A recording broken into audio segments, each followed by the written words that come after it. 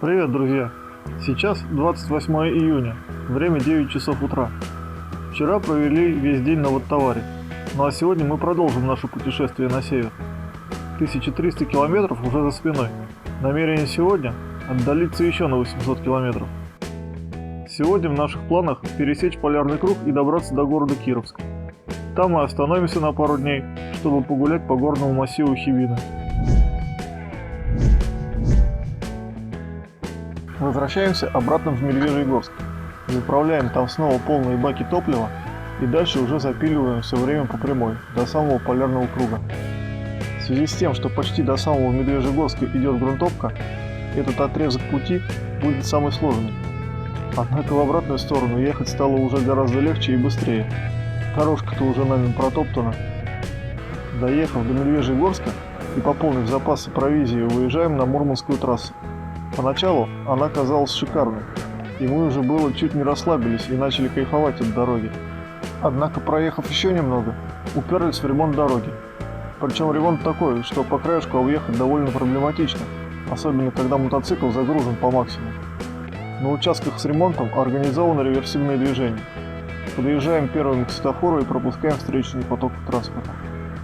Как оказалось позже, практически до самого Мурманска сплошные ремонты дорог, а это ни много ни мало почти 800 километров.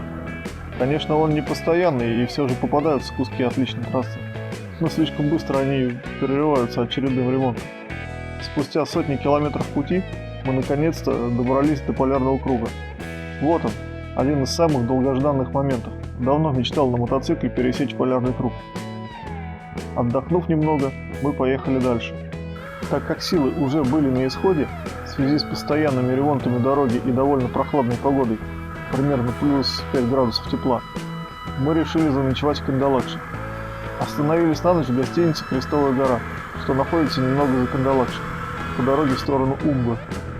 В очередной раз познакомился с интересными людьми.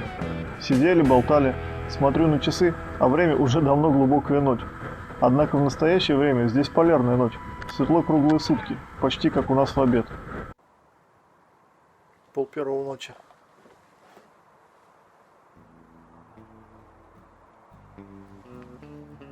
Солнышко светит.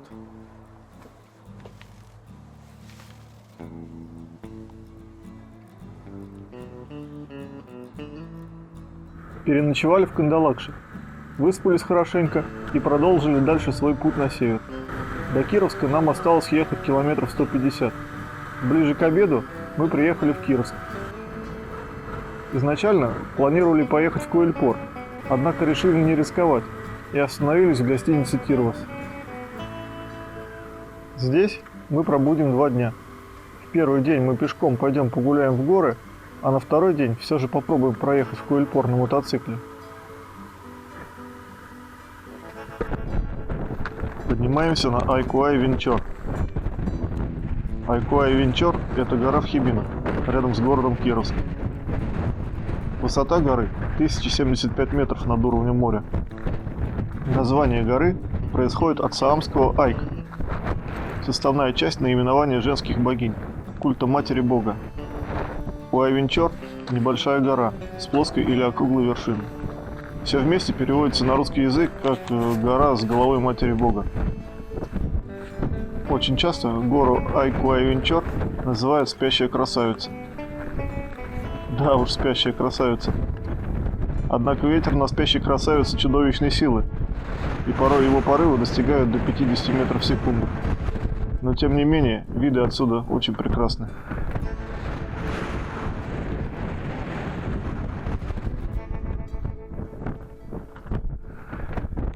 Как говорил ранее, на второй день мы попытаемся проехать к подножию горы Койльпор. Выйдя из отеля, встретив идущего нам навстречу гражданина в футболке и шортах, посмотрев на яркое солнышко и чистое небо, может сложиться впечатление, что на улице сейчас жара. Однако, уверяю вас, в данный момент температура здесь немногим выше нуля. Местами попадается снег, а средняя температура в июле не поднимается выше 13 градусов тепла. Койльпор – это горная вершина в центре Хибин. У подножия горы расположена одноименная туристическая база. В недрах горы в 1972 и 1984 годах были проведены ядерные взрывы. с кодовыми названиями Днепр-1 и Днепр-2. Взорвали атомные заряды мощностью 2,1 и 1,7 килотонн.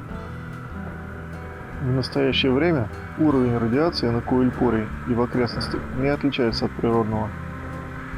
Куэльпор является популярным местом для туристов, путешественников и альпинистов. Проехать сюда можно по грунтовой дороге, идущей от Кировска. Прошу обратить внимание, дорога здесь трудно проезжаемая, местами идет буквально по руслу речки. В связи с этим ваш транспорт и навыки вождения должны быть соответствующими. Доехав до этого места, где дорога переходит в русло реки, дальше решили не ехать. Слишком уж тяжел наш мотоцикл для этого.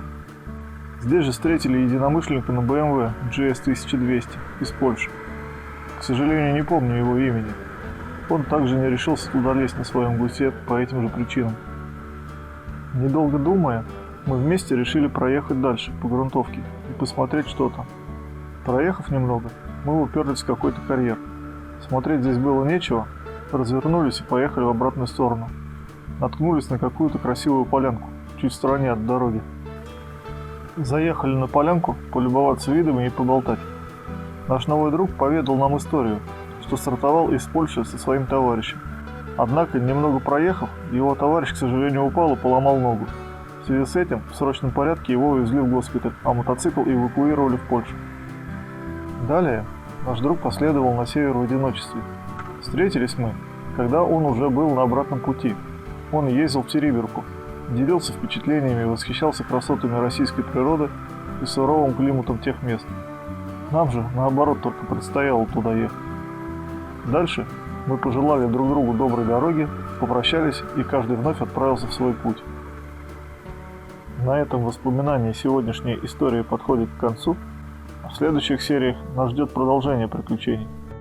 Понравилось видео? Ставь лайк, подписывайся на мой канал и следи за выходом новых серий. Благодарю всех за внимание и до новых встреч!